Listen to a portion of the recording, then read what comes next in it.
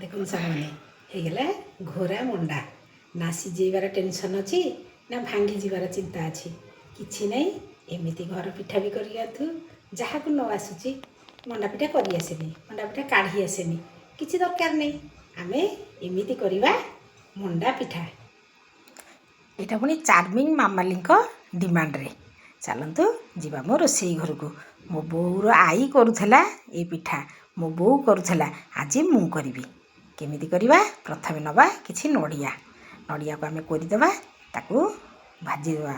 ଭାଜିବା ପାଇଁକା ତା ଦେହରେ ଆମେ ପକାଇଦେବା କିନ୍ତୁ ଚିନି ଆବଶ୍ୟକ ଅନୁସାରେ ଯେତିକି ମିଠା ଆମର, ତା ଦେହରେ ଟିକେ ପକାଇଦେବା ଅଦା। ଆଉ ସବୁବେଳେ ଦେଖୁଥିବେ ଗୋଲମରିଚ ଗୁଜୁରାତି ଯେଉଁ ଅଳ୍ପ ଗୁଣ୍ଡ କରିବାକୁ, ତାକୁ ଚିନି କିମ୍ବା ଟିକେ ଅଳ୍ପ ନଡ଼ିଆରେ ଏମିତି ପକାଇକିରି ଗୁଣ୍ଡ କରିଦେବେ। ତା ପକାଇକି ଆମେ ତା ଦେହରେ ଭାଜିବା, ତା ଦେହରେ ପକାଇଦେବା। ତା ଦେହରେ ପକାଇବା ଆମେ ଟିକେ କାଜୁ। କାଜୁଟା ଟେଷ୍ଟଟା ବହୁତ ଭଲ ଲାଗେ, ପୁରଟା ଚିନି ପୁରରେ କାଜୁ ଟେଷ୍ଟଟା ବହୁତ ଭଲ ଲାଗେ। ଆମେ ଟିକେ ପକାଇଦେବା କାଜୁ, ତାକୁ ଭାଜି ଭୁଜି ଦେଲେ ଆମର ହେଇଗଲା ପୁର। ଆମେ ଯିବା ନେକ୍ସଟ ଷ୍ଟେପ୍କୁ ଏଥରକ। ଚାଉଳକୁ ମୁଁ 2 ଘଣ୍ଟା ଆଗରୁ ବତୁରେଇ ଦେଇଛି, ଅରୁଆ ଚାଉଳକୁ। ତାକୁ ଆମେ ଗ୍ରାଇଣ୍ଡରରେ ବୁଲେଇକି ବାଟିଦେବା, ପୁରା ଗୋଟେ ଫାଇନ୍ ବଟା ଏମିତି ଆମେ କରିଦେବା। ତା ଦେହରେ ଗୋଟିଏ ଗ୍ଲାସ୍ ଚାଉଳରେ ଆମେ 5 ଗ୍ଲାସ୍ ଦେବା କ୍ଷୀର। କ୍ଷୀର ପାଣିକି ମିଶାଇକି ଆମେ 5 ଗ୍ଲାସ୍ ଦେବା। ମୋ ଅମୁଲ ଖାଇବନି ବୋଲିକା ମୋ କିରଣ ବୋଉ ଆମର, ମୁଁ ସେଥିପାଇଁ ପାଣିରେ କରୁଛି ଅମୁଲ ମିଶାଇ ବୋଲି। ଆପଣ କିନ୍ତୁ ତା ଦେହରେ କ୍ଷୀର ଦେବେ, ଅମୁଲ ବି ଦେଇପାରିବେ, କ୍ଷୀର କିନ୍ତୁ ଦେବେ। ଗୋଟିଏ ଗ୍ଲାସ୍ ଚାଉଳରେ 5 ଗ୍ଲାସ୍ କ୍ଷୀର ପାଣିକିରି ମିଶାଇକିରି ଦେବେ। ଏଇଟା ସବୁବେଳେ ମେଜରମେଣ୍ଟଟା ମନେ ରଖୁଥିବେ। ତା ଦେହରେ ଆମେ ତାକୁ ଛାଣିଦେବା, ଏମିତି ଛଣା ଦେହରେ ଟିକେ ଯେଉଁ ମୋଟା ଯେମିତି ନ ରହିବ। ତା ଦେହରେ ଟିକେ ମିଠା ଦେବା, ଆମେ ଆବଶ୍ୟକ ଅନୁସାରେ ଟିକେ ମିଠା ଦେବା। ତାପରେ ଆମେ ପକାଇବା ତା'ର ସ୍ୱାଦ ଅନୁସାରେ ଟିକେ ଲୁଣ ପକାଇଦେବା। ତାକୁ ଏମିତି ଦେଖନ୍ତୁ, ଏଇଟା ଆମେ ଗୋଳେଇ ଦେବା ଏମିତି ଯେମିତି ପୁରା ପତଳା ହେଇଥିବ, ଏକଦମ ପତଳା, ପୁରା ପତଳା ତା ଦେହରେ ହେଇଥିବ। ସିଏ ପୁରା ଗୋଟେ ଗ୍ଲାସ୍ ଚାଉଳରେ 5 ଗ୍ଲାସ୍ କ୍ଷୀର ପାଣିକିରି ଦେବେ, ନାଇଁ ତ 5 ଗ୍ଲାସ୍ ପାଣି ଦେବେ। ବାଟିବା ସହ, ବାଟିବାରେ ଯେତିକି ଗ୍ଲାସ୍ରେ ପାଣି ଲାଗିବ ଅଧ ଗ୍ଲାସ୍ ଲାଗିବ। ତାପରେ ଆମେ ବାଟିବା ସାଙ୍ଗରେ ତାକୁ ଆମେ ଦେଇଦେବା। ସେଥିରେ ଆମେ ପକାଇବା ଟିକେ ଲୁଣ, ତାକୁ ଆମେ ଗୋଳେଇବା ଲୋ ଫ୍ଲେମ୍ରେ। ସେପଟେ ଆମେ ଟିକେ ପାଣି ବସାଇବା। ମୁଁ 3 ଗ୍ଲାସ୍ ଦେଇଛି, ଆଉ 2 ଗ୍ଲାସ୍ ପାଣି ସେଠି ବସେଇଛି ମୁଁ। ତା ଦେହରେ ଆମେ ପକାଇବା, ଯେମିତି ଉଷୁମ ଟିକେ ହେଇଯିବ, ଆମେ ପକାଇଦେବା ତା ଦେହରେ ଅମୁଲ। ଆମେ ଟିକେ ଅଧିକା କି ଟିକେ ଅମୁଲ ପକାଇବା। ଯେମିତି ଆମେ 3 ଗ୍ଲାସ୍ କ୍ଷୀର, ଧର ଯେଉଁ 2 ଗ୍ଲାସ୍ ପାଣି ଦେଇଛେ, ଯେମିତି 3 ଗ୍ଲାସ୍ କ୍ଷୀରର ସେଇ ହିସାବରେ ଆମେ ଟିକେ ଅମୁଲ ପକାଇବା। ତାକୁ ଏମିତି ଲୋ ଫ୍ଲେମ୍ରେ ଆମେ ତାକୁ ଧୀରେ ଧୀରେ ଧୀରେ ଗୋଳେଇବା। ଏଇଟା ଘୋରା ମଣ୍ଡା, ତା ଦେହରେ ଯେଉଁ ପାଣିଟା ମୁଁ ସେଠି ବସେଇଛି, ଟିକେ ଟିକେ ଟିକେ ଟିକେ କରି ଆମେ ପାଣିଟା ଦେଇଦେବା। ଏକକାଳ ଦେଲେ ନ ଜନ୍ତି ପାରିବା। ଆମେ ଅଳ୍ପ ଅଳ୍ପ, ସବୁବେଳେ ପାଣିଟା ପାଖରେ ବସେଇଥିବେ। ପିଠା ଜନ୍ତିଲା ବେଳେ ମନେ ରଖିଥିବେ, ସବୁବେଳେ ପାଣି ପାଖରେ ରଖିଥିବେ।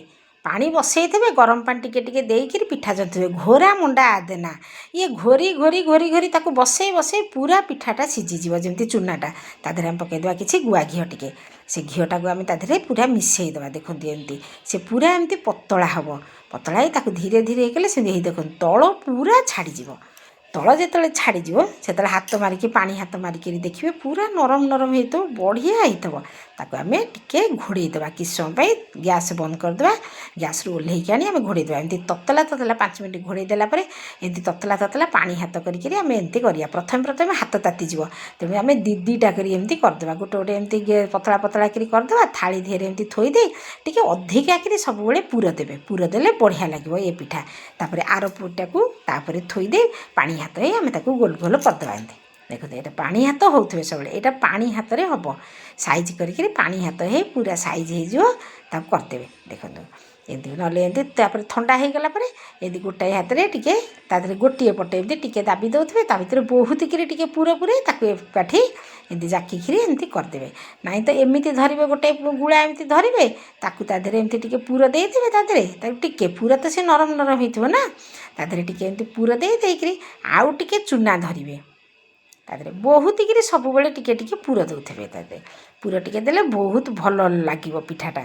ଅଧିକା ପୁରରେ, କମ୍ ପୁର ଦେଲେ ନରମା ନରମା ହେଇଥିବ, ବଢ଼ିଆ ଲାଗିବ। ଅଧିକା ପୁର ଥରେ ଖାଇକି ଦେଖନ୍ତୁ। ମାମାଲି, ଚାର୍ମିଂ ମାମାଲି ଗୋଟେ ଭଲ ପିଠା ନାଁଟା କହିଛନ୍ତି, ଘୋରା ମଣ୍ଡା।